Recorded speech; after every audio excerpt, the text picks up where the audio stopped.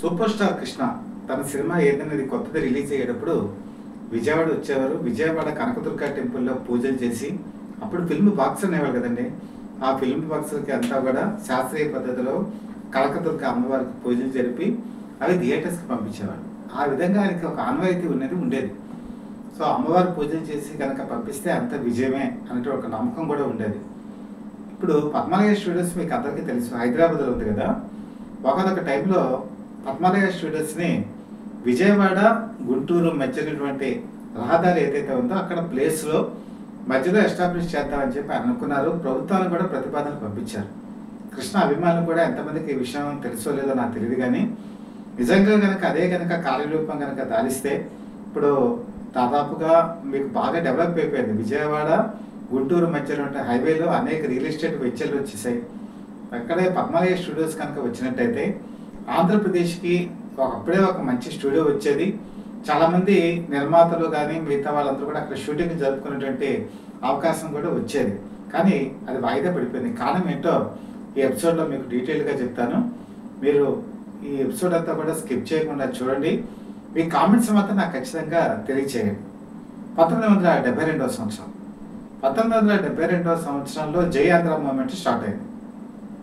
1969లో తెలంగాణ యాజిటేషన్కి ప్రతిరూపం ఇది అనుకోవచ్చు.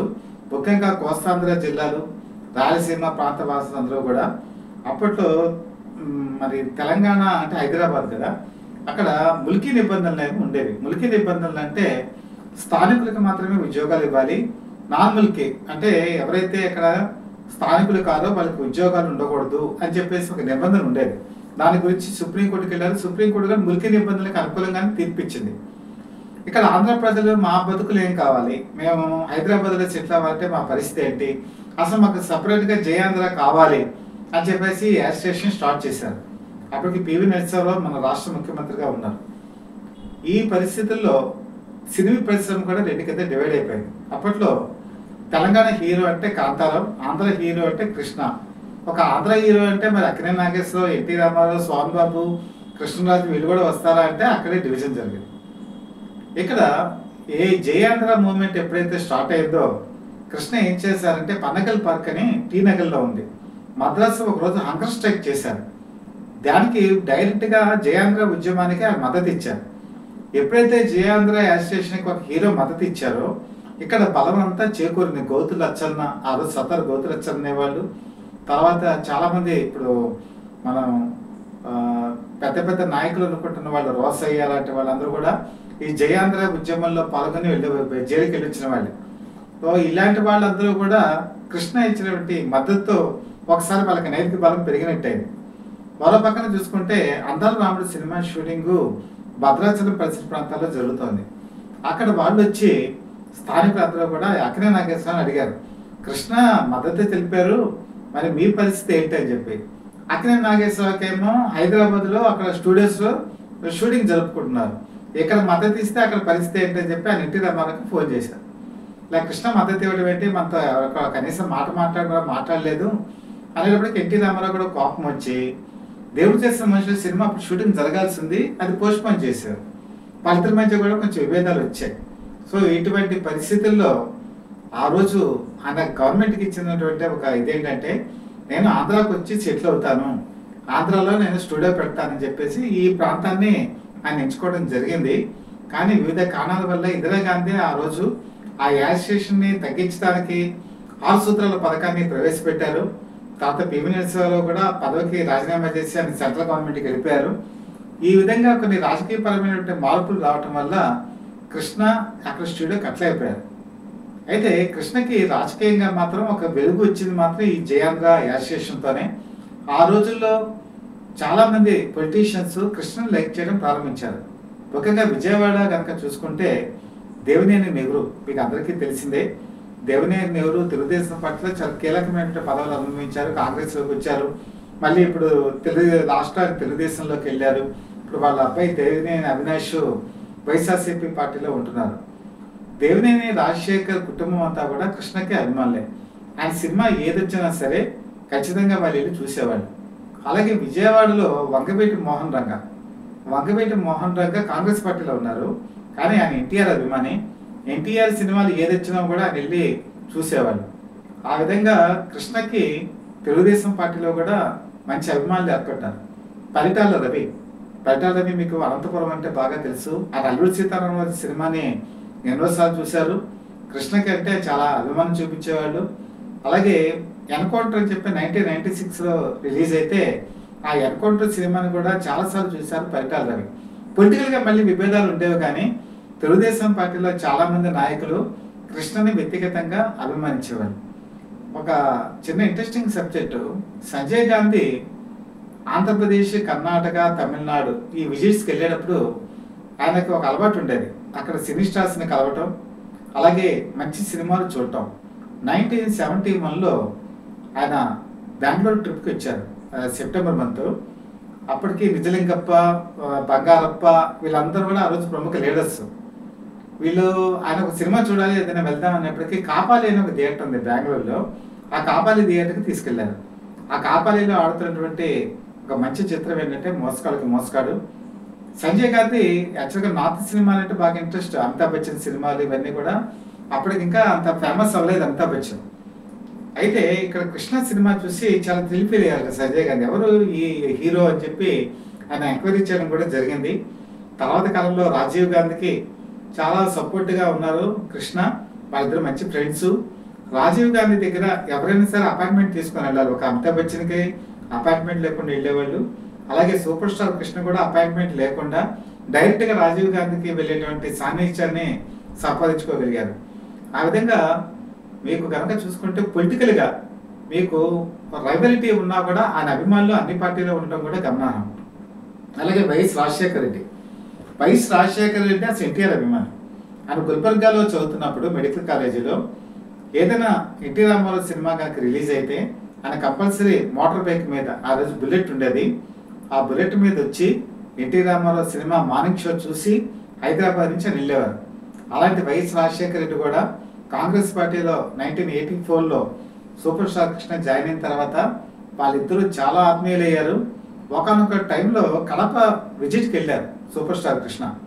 విజిట్కి వెళ్ళేటప్పటికి అప్పుడు కాంగ్రెస్ పార్టీ అని ప్రచారంలో ఉన్నారైనా కొంతమంది రాళ్ళు రువ్వడం ప్రారంభించారు. రాళ్ళు రువ్వేటప్పటికి సెక్యూరిటీ తక్కువగా ఉంది. సూపర్ స్టార్ కృష్ణని కాపాడుకోవడానికి వైఎస్ రాజశేఖర రెడ్డి తన బొడ్డులో ఉన్నటువంటి రివాల్వర్ తీసి గాల్లోకి కాల్పులు జరిపారు. తనే రక్షణ వలయంగా నిలబడటం కూడా జరిగింది. ఈ సంఘటన తర్వాత వైఎస్ రాజశేఖర రెడ్డి కృష్ణ చాలా ఆత్మీయులయ్యారు. 2004 సంవత్సరంలో మరి YS Rajasekhara Reddy chief minister అయిన తర్వాత ఎనలేని ప్రాధాన్యత సూపర్ స్టార్ కృష్ణ ఇచ్చేవాళ్ళు. సూపర్ స్టార్ కృష్ణ కూడా కాంగ్రెస్ పార్టీలో అప్పటికి రాజీవ్ గాంధీ లేకపోయినా కూడా వైఎస్ రాజశేఖర రెడ్డిని అభిమానించేవాళ్ళు. వాళ్ళిద్దరూ ఏ ఫంక్షన్ జరిగినా ఎక్కడ వచ్చినా కూడా చాలా ఆత్మీయంగా మాట్లాడుకునేవాళ్ళు. ఆ విధంగా పొలిటికల్గా మీరు చూసుకుంటే ఆ రోజుల్లో రోసే కానీ, వెంకయ్య నాయుడు కానీ, గౌతు లచ్చన్న కానీ ఇలాంటి వాళ్ళందరూ కూడా కృష్ణని అభిమానించేవాళ్ళు. కారణం ఏంటంటే జయ ఆంధ్ర మూవ్మెంట్కి ఆయన సపోర్ట్ ఇచ్చారనేటువంటి ఉద్దేశం. అలాగే పనకల్ పార్కులో ఆయన నిరాహార దీక్ష చేయడం కూడా ఆ రోజు ఆంధ్ర నాయకులకి అన్ని పార్టీల్లో కూడా ఆయన అభిమానుల్ని చేర్చిన కారణం కూడా అదే. ఆ విధంగా పద్మాలయ స్టూడియోస్ మనకి విజయవాడ ఇక్కడ కనుక వచ్చి ఉంటే మాత్రం ఈరోజు చాలామంది అనువైన వైఎస్ జగన్మోహన్ రెడ్డి టైంలో కూడా చాలామంది ఇండస్ట్రీ వాళ్ళకి అప్పీల్ చేశారు, ఇక్కడ ఒక స్టూడియో ఉంటే బాగుంటుంది అని చెప్పేసి. ఆ కోరిక ఆ విధంగా అప్పుడే నెరవేరేదేమో, అది మాత్రం మిస్ అయిపోయింది. ఈ విధంగా సూపర్ స్టార్ కృష్ణ చాలా అచీవ్మెంట్స్ సాధించారు. అటు సినిమా రంగంలో కానీ, ఇటు తెలుగు సినిమా రంగంలో కానీ, అలాగే కన్నడలో కానీ, అలాగే తమిళనాడులో కానీ ఆయన ఒక ప్రత్యేక ప్రపంచం అనేది ఉండేది. దీనికి ఒక మచ్చుతరకు ఏంటంటే ఎంజి రామచంద్రన్కి అప్పటికి వయసు 1970s 71 వచ్చేటప్పటికి కొంత వయసు పెరుగుతోంది. ఆయన నటనలో ఒక వైవిధ్యం కావాలి, అలాగే సినిమాలో ఒక ప్రత్యేకత ఉండాలి. ఇది ఎవరి దగ్గర ఉంది అని చెప్పి అన్వేషించినప్పుడు ఆయన కృష్ణని ఎక్కువగా లైక్ చేసేవాడు. కృష్ణ తెలుగులో ఏ సినిమా చేసినా కూడా ఆయన ప్రత్యేకంగా ఆయన తప్పించుకొని సత్య అని చెప్పేసి ఒక స్టూడియో ఉండేది. ఆ స్టూడియోలో ఆ ప్రివ్యూ థియేటర్లో ఆ సినిమా వేసుకొని కృష్ణ ఫైటింగ్ ఎలా చేశారు, కృష్ణ హార్స్ రైడింగ్ ఎలా ఉంది, కృష్ణ నటనలో ఏ విధమైన వైవిధ్యం చూపించారు అని చెప్పి అది చూసి ఎంతో కొంత తన సినిమాలో అది పెట్టడానికి ప్రయత్నం చేసేవారంటే మీరు నమ్ముతారా? ఆ విధంగా ఎంజి రామచంద్రన్ కూడా అభిమానించేటువంటి హీరో మరి సూపర్ స్టార్ కృష్ణ. మీకు నేరం శిక్ష అని చెప్పేసి సినిమా రిలీజ్ అయింది కృష్ణది రిలీజ్ అయితే ఆ సినిమా చేయాలని చెప్పి ఎంజి రామచంద్రకి మంచి ఆర్డర్ పడ్డాడు. ఎందుకంటే క్రైమ్ అండ్ పనిష్మెంట్ పాలసీతో వచ్చినటువంటి సినిమా అది ఒక ప్రివ్యూ థియేటర్కి తెప్పించుకొని చూశారు. అదే టైంలో కరుణానిధి ముఖ్యమంత్రిగా ఉన్నారు. వాళ్ళ అబ్బాయి ముత్తు అని చెప్పేసి ఉండేవాడు. ఆ ముత్తుని హీరోగా పెట్టి ఈ నేరం శిక్ష సినిమా తీద్దామని చెప్పి ఆయనకు కూడా ముచ్చటపడ్డారు. ముఖ్యంగా కరుణానిధికి తెలుగు బాగా వచ్చు. ఆయన దక్షిణామూర్తి అసలు పేరు. ఆయన చిత్తూరు జిల్లా నుంచే వెళ్ళినటువంటి వ్యక్తి. పైగా కృష్ణ అంటే కూడా ఆయన బాగా లైక్ చేసేవాడు. కృష్ణ నటన అంటే నేరం శిక్ష తమిళంలో రైట్స్ తీసుకోవడానికి ఎంజి రామచంద్రన్ పోటీ పడ్డారు, అటు కరుణానిధి కూడా పోటీ పడ్డారు. అయితే ఫస్ట్ అడిగింది మాత్రం ఎం బాలయ్య, అంటే మనోజ్ బాలయ్య దీనికి ప్రొడ్యూసరు, ఎంజి రామచంద్రన్. కాబట్టి ఆ సినిమా రైట్స్ అన్ని కూడా ఆయనకే ఇవ్వటం జరిగింది. దాన్ని తమిళంలో కూడా తీశారు. తమిళంలో కూడా మంచి సూపర్ డూపర్ హిట్ అయింది. అంటే ఎంజి రామచంద్రన్ సౌత్ నుంచి బాగా లైక్ చేసినట్టు హీరో కృష్ణ. ఎందుకంటే కొత్త ట్రెండ్ని ఫాలో అయ్యేవాడైనా, కొత్త ఫైట్స్ని ఇమిటేట్ చేసేవాడైనా, కొత్త ఫైట్స్ని కంపోజ్ చేసేవాడు. ఇవన్నీ కూడా తన సినిమాల్లో చూపించడానికి ఎంజి రామచంద్రన్ ప్రయత్నించేవాడు. ఆయన ముఖ్యమంత్రి అయిన తర్వాత కూడా ఆయన సుభాషిణి థియేటర్కి వెళ్ళేవారు. సుభాషిణి థియేటర్లో సూపర్ స్టార్ కృష్ణ సినిమాలు పాతగా ఉంటే తెప్పించేవాళ్ళు. అలాగే కొత్తగా రిలీజ్ అయిన సినిమాలు కూడా వేసుకుని ఆయన చూసి సంతోషించేవారు. ముఖ్యంగా అదే టైంలో 1984 ఆ ప్రాంతంలో కనుక చూసుకుంటే మహాసంగ్రామం అని చెప్పి తమిళంలో షూటింగ్ జరుగుతుంది చెన్నైలో. అది ఒక ప్రారంభోత్సవానికి ఎంజి రామచంద్ర వెళ్ళి అక్కడ కొండ మీద అక్కడ షూటింగ్ జరుగుతుందంటే ఎవరో అని అడిగారు. ఇలా కృష్ణ ఉన్నారు అనేటప్పటికీ ఆయన కూడా సరదా వేసి ఆ షూటింగ్ దగ్గరికి వెళ్ళేటప్పటికి కృష్ణ సాధారణంగా ఆహ్వానించారు. ఆ మహాసంగ్రామం ప్రొడ్యూసరు అలాగే సవితాట్ మూవీస్ వాళ్ళది. డైరెక్టర్ కోదండరామిరెడ్డి ఆయన లేరు స్పాట్లో. అడిగారు ఎవరు డైరెక్టర్ అనేటప్పటికీ కోదండరామిరెడ్డి లేరు అనేటప్పటికీ అదేంటి డైరెక్టర్ లేకుండా సినిమా షూటింగ్ ఎలా చేస్తానంటే నేనే డైరెక్షన్ చేస్తున్నానని చెప్పారు కృష్ణ. మెచ్చుకున్నారు కూడా. వీళ్ళు చాలా టాలెంట్ ఉంది, మల్టీ టాలెంట్ ఉందని చెప్పి పొగిడారు. అయితే డైరెక్టర్ లేకుండా కూడా సినిమాలు తీస్తున్నారని ఆశ్చర్యపోయారు. ఈ సమస్యలు ఉన్నాయా అని చెప్పి అంటే కృష్ణ దాదాపు అరగంట సేపు కూర్చొని ఆ రోజు తెలుగు సినిమా ఇండస్ట్రీ ఉన్న ప్రాబ్లమ్స్, అలాగే తమిళనాడులో ఇంకేమైనా వాళ్ళకి కావాలి, ఇవన్నీ కూడా ఆయనకి సాధారణంగా వివరించి చెప్పడం జరిగింది. అవన్నీ కూడా నోట్ చేసుకున్నట్టు ఎంజి రామచంద్రన్ ఆ తర్వాత సమస్యని పరిష్కరించడం కూడా జరిగింది. ఆ విధంగా ఎంజి రామచంద్రన్తో ఒక సాన్నిహిత్యం, అలాగే సెంట్రల్ గవర్నమెంట్కి వచ్చేటప్పటికి ఇందిరాగాంధీ కుటుంబంతో ఉన్నటువంటి సాన్నిహిత్యం. ఎందుకంటే సంజయ్ గాంధీ కూడా అందరూ ఆయన్ని ప్రిన్స్ అని చెప్పి పిలుస్తుండేవాళ్ళు. ఆయన హిందీలో అభిమానించేటువంటి హీరో అమితాబ్ బచ్చన్ వాళ్ళ వ్యక్తిగతంగా వాళ్ళ ఫ్యామిలీ మెంబర్స్లో one of the family member Amitabh Bachchan. అలాగే సౌత్ నుంచి ఈవెన్ రాజీవ్ గాంధీ దగ్గర నుంచి సంజయ్ గాంధీ దగ్గర నుంచి సౌత్లో కృష్ణను కూడా అభిమానించేవాళ్ళు. కాంగ్రెస్ పార్టీలో చేరకపోయినా కూడా ఇటు హైదరాబాద్కి సంబంధించిన సమస్యలు ఉన్నా, అలాగే ఫిల్మ్ ఇండస్ట్రీకి సంబంధించిన సమస్యలు ఉన్నా కూడా ఆయన వెళ్ళి వాళ్ళతో చెప్పేటంత చదువు కూడా ఉండేది. ఇక్కడ కాంగ్రెస్ నాయకులతో కూడా ఆయనకి మంచి అనుబంధం ఉండేది. వైఎస్ రాజశేఖర రెడ్డి కృష్ణకి చాలా ఆత్మీయులు. 1984 కాంగ్రెస్ పార్టీలో కృష్ణ జాయిన్ అయిన తర్వాత బేసికల్గా వైఎస్ రాజశేఖర రెడ్డి ఎన్టీ రామారావు అభిమాని. ఆయన సినిమాలంటే ఆయన మెడికల్ కాలేజీలో గుల్బర్గా నుంచి వచ్చి బైక్ మీద సినిమా చూసి వెళ్ళేవారు. కానీ కృష్ణతో అనుబంధం ఏర్పడిన తర్వాత ఒకరోజు కడప విజిట్కి సూపర్ స్టార్ కృష్ణ వెళ్ళారు. యాక్షన్ నిమిత్తం సెక్యూరిటీ తక్కువగా ఉన్నారు, కొంతమంది రాళ్ళు ఇవ్వడం ప్రారంభించారు. ఆత్మరక్షణ గురించి బొడ్డులోంచి రివాల్వర్ తీసి వైఎస్ రాజశేఖర రెడ్డి గాల్లోకి కాల్పులు జరిపారు. ఎక్కడెక్కడ చల్లా చెదిరైపోయారు. ఆ రోజు చాలా సురక్షితంగా కృష్ణ బయటికి తీసుకురావడం జరిగింది. ఈ ఒక్క సంఘటన వాళ్ళిద్దరిని చాలా ఆత్మీయం చేసింది. ఈవెన్ 2004లో YS Rajasekhara Reddy chief minister అయిన తర్వాత సూపర్ స్టార్ కృష్ణకి అత్యంత ప్రాధాన్యత ఇచ్చేవాళ్ళు. ఏ సమస్య వచ్చి చెప్పినా కూడా ఆయన పరిష్కరించేవాళ్ళు.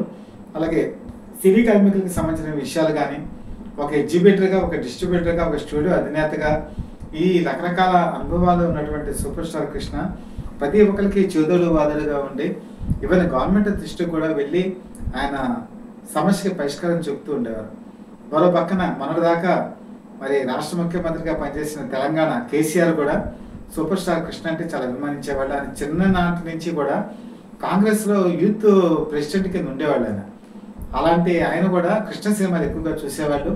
ముఖ్యమంత్రి అయిన తర్వాత కృష్ణ ఏ విషయం మీద వచ్చి అడిగినా కూడా ఆ విషయాన్ని వెంటనే ప్రతిస్పందించి చేసి పెట్టేవాడు కేసీఆర్. ఇలా ప్రతి ఒక్క రాజకీయ నాయకుడు, పొలిటికల్గా సంబంధం లేదు, పార్టీలతో సంబంధం లేదు, మిగతా వాటితో ఎజెండాతో సంబంధం లేదు, కృష్ణని వ్యక్తిగతంగా లైక్ చేసేవాళ్ళు, ఆయనకి ఒక గౌరవం ఇచ్చేవాడు.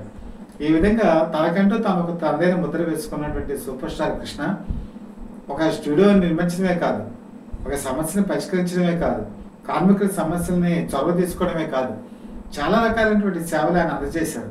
చాలామంది సినిమాల గురించి మాట్లాడతారు, ఆయన వ్యక్తిగత జీవితం గురించి మాట్లాడతారు, ఆదర్శప్రాయం. కానీ ఎట్ ద సేమ్ టైం ఆయన నటుడిగా ఉన్నంతకాలం అన్ని పార్టీలతో కూడా మంచి సాన్నిధ్యం ఉండేది. ఎంతోమంది లీడర్స్ ఆయన అభిమానించేవాళ్ళు. ఎలాంటి లీడర్స్ అంటే ఎన్జి రంగా వృద్ధ నాయకుడు ఆయన.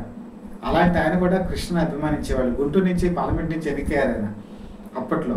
అలాగే తెన్నేటి విశ్వనాథం ఇక్కడ స్టీల్ ప్లాంట్కి సంబంధించి విశాఖపట్నంలో ఎన్నో ఉద్యమాలు చేశాడు ఆయన.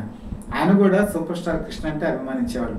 ఇలా రాజకీయ నాయకులు, వృద్ధతరం నాయకుల దగ్గర నుంచి నేటి వరకు ఎంతోమంది ఆయనకి ఆదర్శప్రాయంగా నిలిచినటువంటి సూపర్ స్టార్ కృష్ణ. ఆయన నట జీవితం ధన్యం. ఆయన గురించి చాలా ఎపిసోడ్స్ నేను ఇప్పటికీ టెలికాస్ట్ చేయడం జరిగింది. ఇది బుక్స్ రూపంలో కూడా కొన్ని రాని విషయాలు నేను సేకరించి మీ ముందు ఉంచుతున్నాను. మీకు కనుక నచ్చినట్టయితే బెల్ ఐకాన్ ప్రెస్ చేసి సబ్స్క్రైబ్ చేసుకోండి. చాలామంది వీడియోస్ చూస్తున్నారు కానీ సబ్స్క్రైబ్ చేసుకోకుండా వెళ్ళిపోతున్నారు. మీ సబ్స్క్రిప్షన్ మాకు ఎప్పుడో కూడా దీవెన లాంటిది. ఆ దీవెన మాకు ఎప్పుడూ అందించాలని మనస్ఫూర్తిగా కోరుకుంటూ మీ మిత్రుడు శ్రేయోభిలాషి, అలాగే Satya for the people live TV chief editor DVSS Krishnaprasad.